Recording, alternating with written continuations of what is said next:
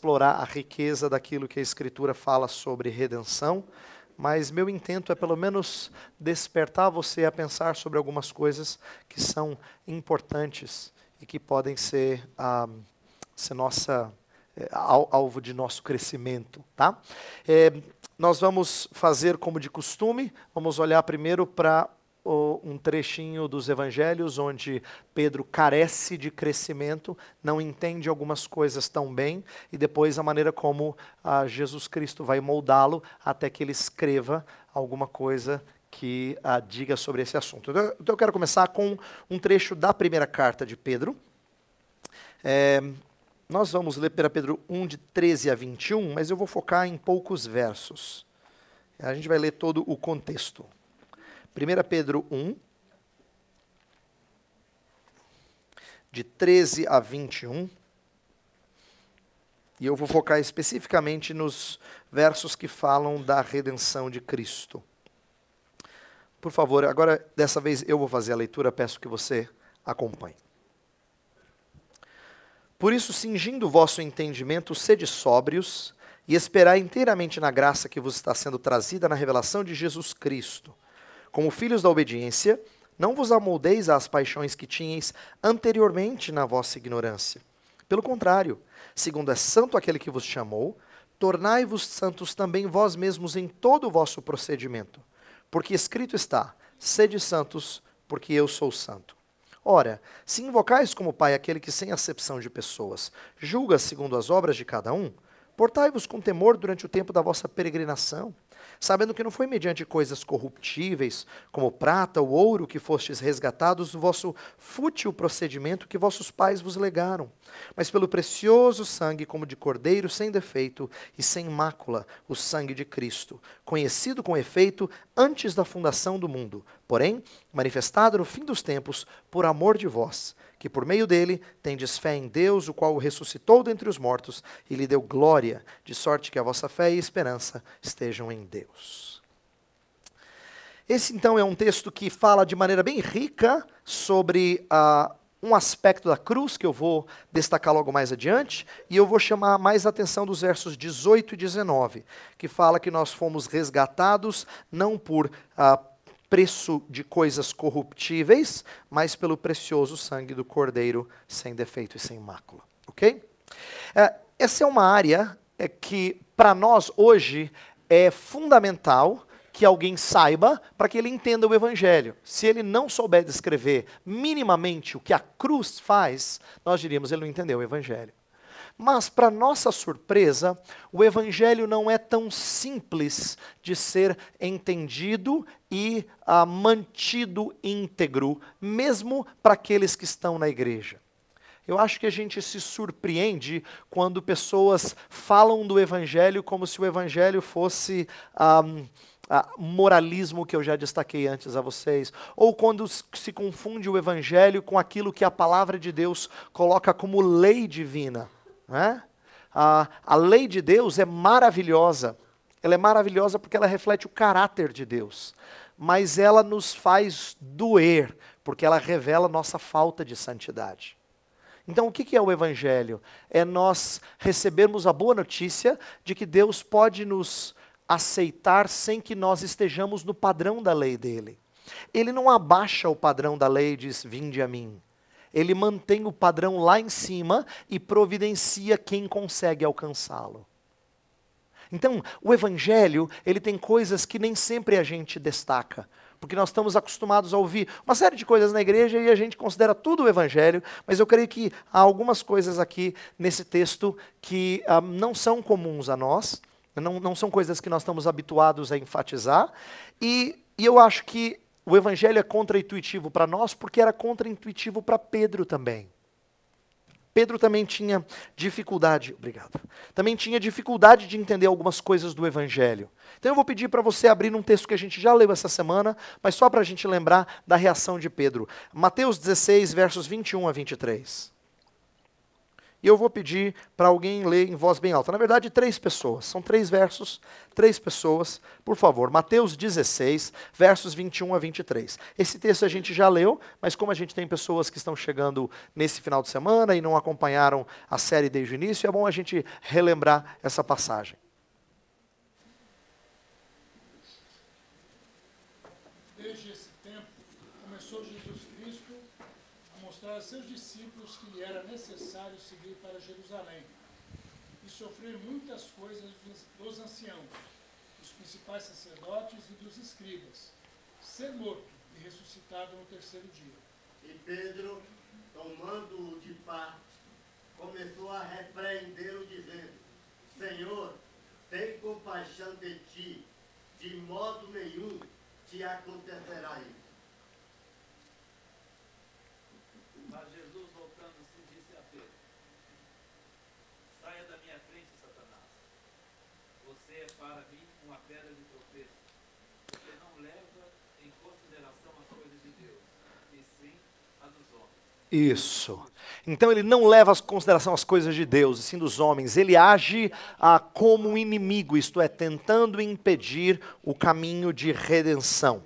É bom que eu destaque para você que Pedro não está fazendo isso porque ele está endemoniado, tá? Quando Jesus fala arreda Satanás, não pense que Pedro é uma pessoa que de repente ficou possessa. Não é isso. É que Pedro sugere coisas que são próprias do inimigo. Então ele é instrumento do inimigo nessa hora. E infelizmente, pessoas cristãs podem sê-lo quando propõem coisas que não são saudáveis, quando não são cristãs, quando não são verdadeiras. Então aqui, Pedro está propondo para Jesus: tem compaixão de ti, não precisa ir por esse caminho. E Jesus fala, arreda Satanás. Por que Jesus Cristo afasta, né, e pede para Pedro se afastar? Lembra, esse caminho de cruz vai se tornar gradativamente mais e mais dolorido para o Salvador. E às vezes a gente tem uma visão equivocada de Jesus Cristo sendo tentado. Tem muita gente que acha que a tentação de Jesus Cristo, ela é fácil de ser vencida porque ele é Deus, entendeu? Então ele leva numa boa. Mas quando a Bíblia fala que ele foi tentado em todas as coisas, significa que ele sofreu a dor e a angústia de ser tentado.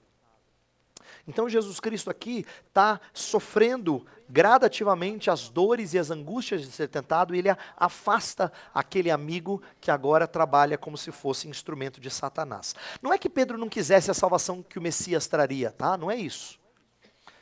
Mas ele não estava preparado para a implicação da obra salvadora, tanto para Jesus quanto para ele. Para Jesus seria passar pela cruz. Para ele seria o que Jesus fala logo em seguida. Se você olhar para Lucas capítulo 9, a gente vê ali uma passagem que a gente conhece, mas eu quero conectá-la com o que a gente está falando. Olha só, Lucas capítulo 9, dos versos 18 a 22, é o texto paralelo ao que a gente está trabalhando, não é? Aqui fala que Jesus vai predizer a sua morte, Pedro fala, tu és o Cristo, Filho de Deus vivo, tudo aquilo que a gente já viu de Mateus. E aí, logo na sequência, falava assim, verso 23, dizia a todos: se alguém quer vir após mim, a si mesmo se negue dia a dia, tome a sua cruz e siga-me. Curioso que quando Jesus Cristo fala que o caminho dele de redenção é de cruz, ele também diz que o caminho dos discípulos também é de cruz. E eu preciso explicar isso um pouquinho para que a gente não tenha uma ideia equivocada. Quando Jesus Cristo fala que cada um deve tomar a sua cruz, né, e seguir a Jesus Cristo, ele não está falando que a gente carrega um fardo, um peso. Na nossa cultura católica romana, é muito comum a gente dizer assim: rapaz, aquela criança veio para dar trabalho, viu? Estou carregando a minha cruz. Como se carregar a cruz fosse algum fardo que Deus deu para você pagar pelos pecados de outrora, né? Os pecados passados. Essa é uma visão equivocada de cruz. Até porque cruz, na nossa vida, nunca foi para pagamento de pecado. Essa é uma ideia totalmente distorcida. Quando a gente fala assim, tal coisa é a minha cruz, a gente está querendo dizer que um sofrimento é a cruz. Não, você entendeu errado. Cruz não tem nada a ver com carregar, cruz tem a ver com morte. Carregar a cruz significa que você morre. Quando você carrega a cruz, significa que você é mortificado, você vai sumindo para que Cristo cresça em você. Então, carregar a cruz tem a ver com morte. Tem a ver com ser morto para que Cristo renasça em você. E essa é uma das coisas que Pedro vai ter que aprender, e você vai perceber no texto que a gente leu de 1 Pedro, que ele vai escrever exatamente sobre isso. Ele aprende essa ideia de que cruz tem a ver com nossa redenção, mas essa redenção não é operada só no pagamento de pecados, ela é operada também matando-nos, para que nós sejamos vivificados em Cristo. Tá? Ele vai ensinar sobre essas coisas. E posteriormente Pedro prega acerca desse servo sofredor lá em Atos. Num dos sermões dele, ele está pregando e ele cita, faz referências àquela imagem lá de Isaías 53, do servo sofredor, que é uma passagem tão conhecida de Isaías que aponta para o sofrimento do Messias que estava por vir. Então, Pedro apreendeu, de novo, mais uma área na qual Pedro tem dificuldades num primeiro momento, mas depois que Jesus lhe ensina, depois da sua morte e ressurreição, o Pedro pós-Pentecostes é um Pedro que está amadurecendo, que está crescendo, e ele entende melhor essa ideia da redenção de Jesus Cristo. Então agora eu quero focar o resto do nosso tempo na passagem de 1 Pedro, porque ela traz aqui algumas coisas simples, mas que eu creio que são bonitas e precisam ser alvo da nossa reflexão, nossa meditação hoje à noite, para que sejamos, mais uma vez, levados a amar o nosso Salvador Jesus pelo que Ele fez por nós. A obra de Jesus Cristo no Novo Testamento, ela tem várias palavras, e eu vejo nisso a sabedoria do nosso Deus. Nosso Deus não fala só assim, Jesus te salvou. Ele vai falar daquilo que em teologia a gente chama de obra expiatória, através de várias analogias. Ele vai usar metáforas, analogias da época do primeiro século, que faziam sentido ao público, para que aquilo que Jesus Cristo fosse fazer na cruz, ou tinha feito na cruz, fizesse sentido a eles em aspectos diferentes. E é interessante como tem certos aspectos e certas analogias da obra de Cristo que falam de maneira mais próxima a nós do que outras. A gente usa algumas palavras e prefere umas mais do que outras. Talvez porque a gente tenha uma certa identificação. O que é interessante é que elas não estão ali para você escolher a que você gosta. Elas estão ali para você entender que a cruz tem várias facetas. E se você está mais habituado com uma delas e não tanto com outra, então você tem que aprender das outras. Por exemplo, às vezes a Escritura usa analogias que são religiosas para falar de cruz. Quando ela fala que o que Jesus Cristo fez na cruz foi propiciação para os nossos pecados. Propiciação é uma linguagem religiosa. As pessoas tinham que entender o que significava o propiciatório, que cobria a arca, o lugar onde era aspergido sangue. Então, para quem entendia a lei cerimonial, fazia sentido a ideia de propiciatório. É aquele que aplaca a ira de Deus.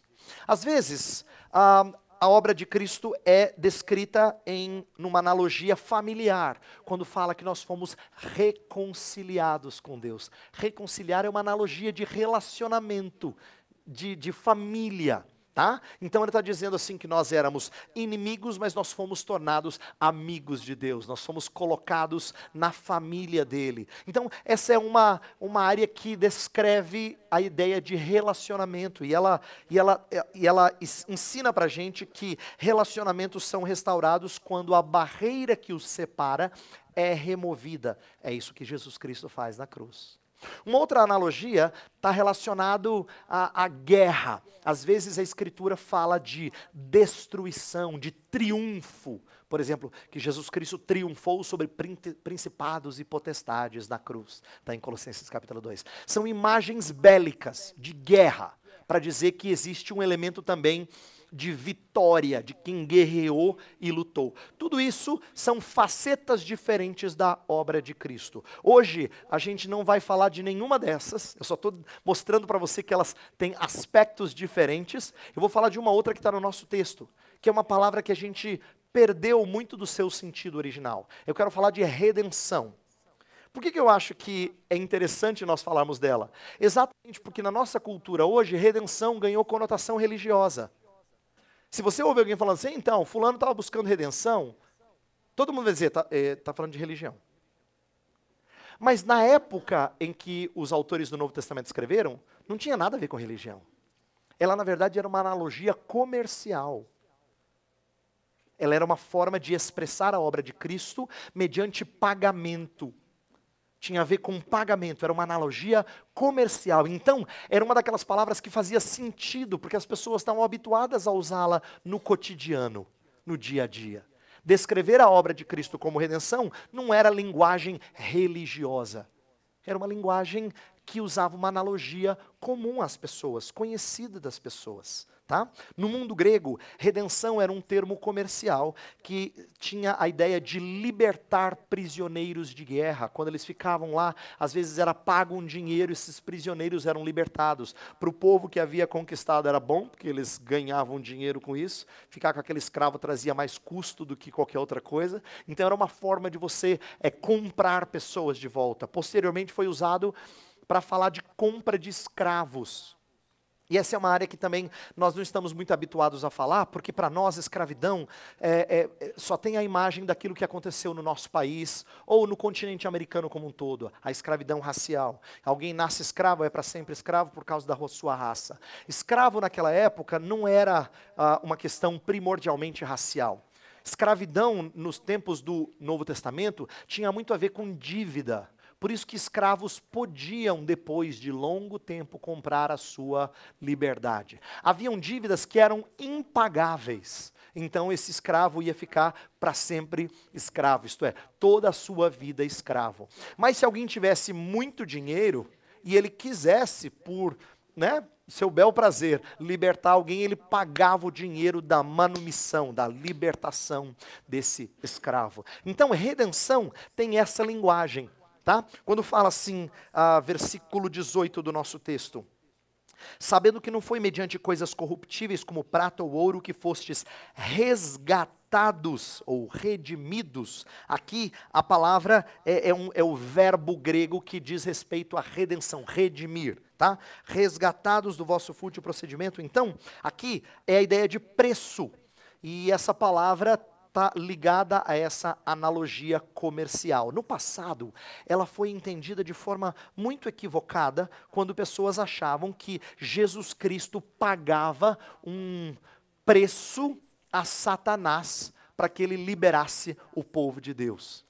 Infelizmente, essa teologia não ficou só no passado, ela ainda permeia algumas igrejas evangélicas hoje, em que as pessoas acham que Jesus Cristo paga o inimigo ou liberta do inimigo, embora a Escritura fale das garras do inimigo, de como nós somos libertos do império das trevas, não existe nenhum lugar em que Jesus Cristo é alguém que deve pagamento ao inimigo, tá? O pagamento é feito por causa da justiça de Deus, que requer juízo daqueles que estão sob juízo, não é? Então esse pagamento diz respeito a libertar quem está para ser julgado. Essa é a ideia, quem é escravo e está para ser julgado. Então não tem nada a ver com pagamento ao diabo, mas a Deus em relação à nossa culpa e à nossa poluição.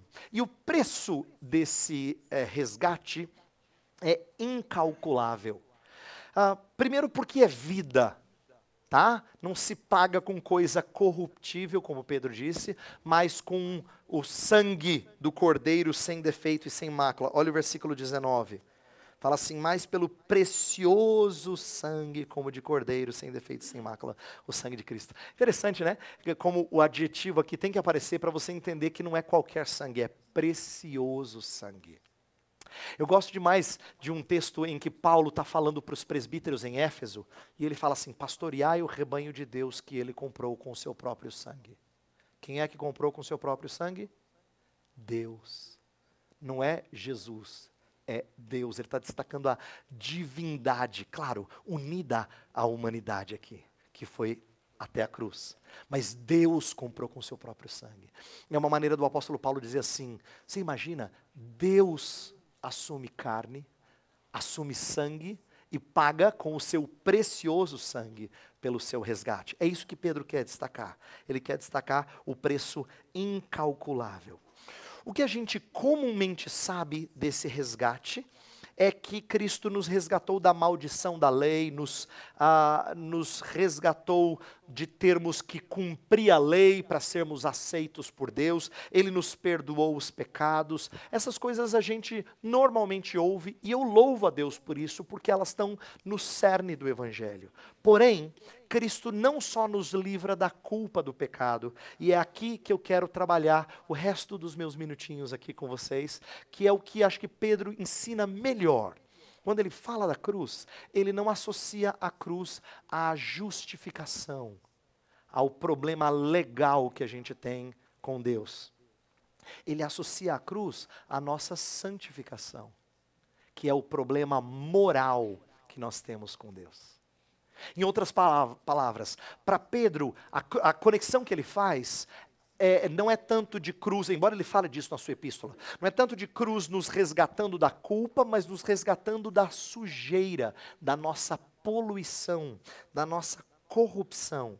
Em outras palavras, Cristo morreu não apenas para expiar o pecado, mas para destruí-lo, para arrancar a gente do mal.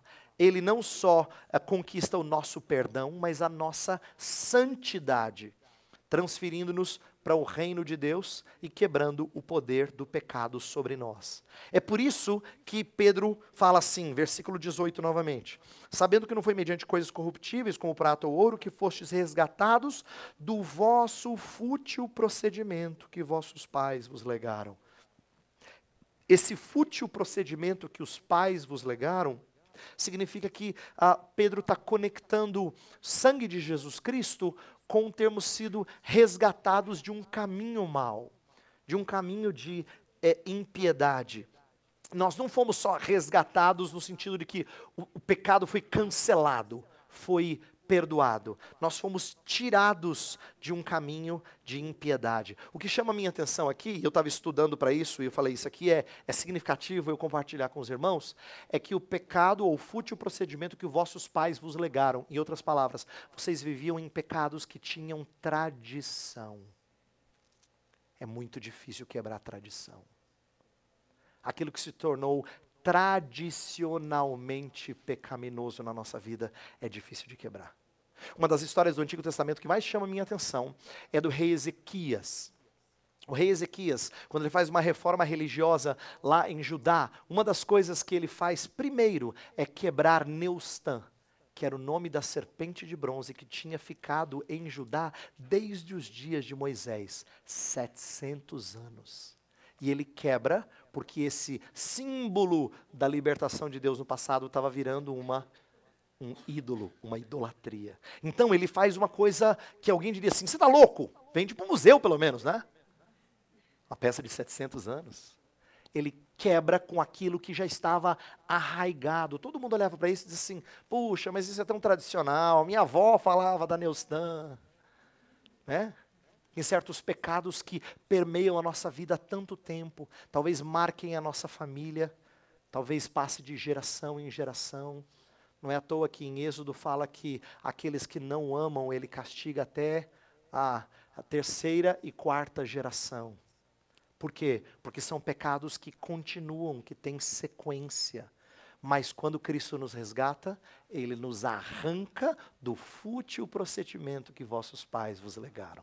A ideia de que Ele tira a gente dessa tradição ruim, tá? Desses pecados que continuam nos marcando. Paulo a Tito fala que Ele nos redime de toda iniquidade. É a mesma ideia de que Ele quer nos livrar dos efeitos morais da queda, não só dos efeitos legais da mesma.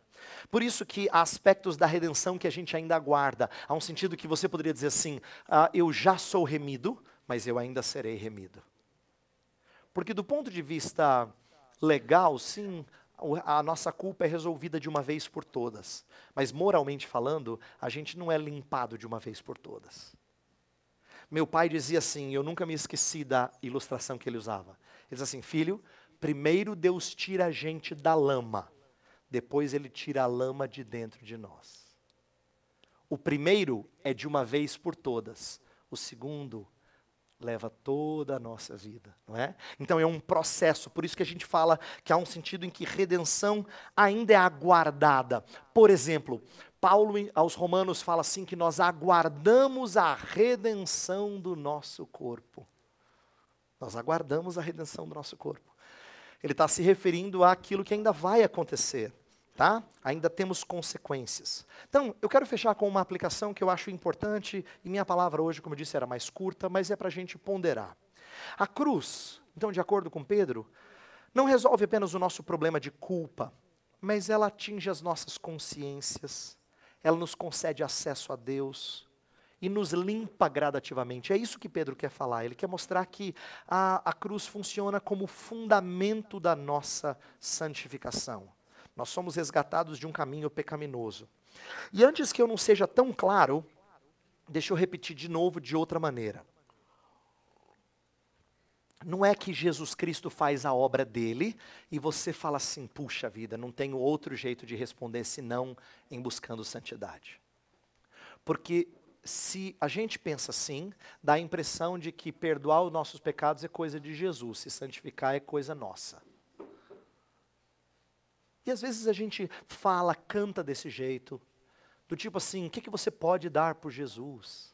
Já fez tanto por você, não é? Esse tipo de apelo no final fica até bonito, fala, puxa vida, não vai fazer nada. Por quê? De novo, é o carro sem motor. Você pode achar muito lindo, puxa vida, Jesus Cristo pagou o preço tão precioso, agora eu tenho que responder em santidade. Você está entendendo erroneamente se você acha que Jesus fez a parte dele quando ele morreu na cruz, e agora você vai responder a ele em santidade fazendo a sua parte. Errado. De novo, errado. Porque, na verdade, a cruz não resolve só o nosso problema de perdão. A cruz é a força que nos move a sermos santos. Isso é uma coisa que Pedro aprende e que a gente precisa meditar mais. Entendeu? Pedro não tinha pegado as implicações lá atrás. Quando Jesus Cristo falou assim que ele precisava morrer, e depois falava, tome a sua cruz e siga-me, é porque ele precisava morrer a cada dia. Mais tarde Pedro vai dizer, eu preciso escrever essas coisas, vou escrever para esse pessoal. Vou falar da cruz de Cristo, mas eu vou falar de uma coisa que é enfatizada, é menos enfatizada, não é? Pedro está nos ensinando algo que eu não quero que você perca de vista. Todas as vezes que a gente toma a ceia, por exemplo, que é o momento em que a gente é lembrado do sacrifício de Jesus, não pense que a ceia é apenas aquilo que lava você dos pecados. A ceia é o que nutre você para que você ande longe do fútil procedimento. Ela é o que te finca, te dá fundamento, te dá força para que você se afaste desse fútil procedimento. Ele já te tirou desse caminho e ela é a única força para que você não volte para ele. Todas as vezes que a gente se esquece desse aspecto da cruz, a gente tenta a santidade por nosso próprio esforço. Todas as vezes que a gente perde de vista esse aspecto da cruz. Então, minha oração é para que a cruz seja preciosa para nós. Não só porque a gente teve um problema resolvido no passado, mas ela é preciosa para mim hoje. Ela é preciosa para mim amanhã. Por quê? Porque amanhã eu vou falar bobagem, vou pecar pela língua. Amanhã eu vou ficar irado. Amanhã eu vou ficar ansioso. Amanhã eu vou ter pensamentos impuros. Amanhã eu vou cobiçar. Amanhã eu vou irar-me, eu vou deixar de amar o meu próximo. Amanhã eu não vou honrar o Senhor. Perceba, todas essas coisas são reais da minha vida e da sua. Então a cruz não é só assim, bonita porque ela resolveu o meu problema do passado.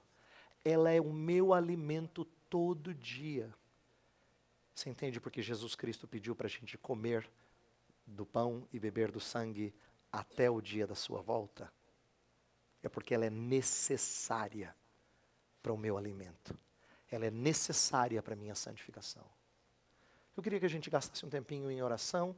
Eu vou pedir para o quarteto descer aqui e a gente vai orar silenciosamente. Depois eu vou conduzir-nos todos em oração, pedindo que o Senhor nos faça apreciar a cruz de outra forma.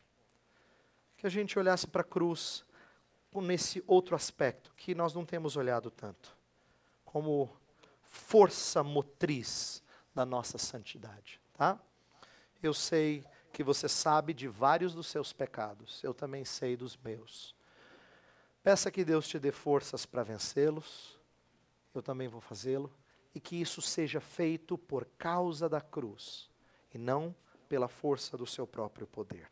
Vamos ficar uns instantes em silêncio, e depois eu vou orar.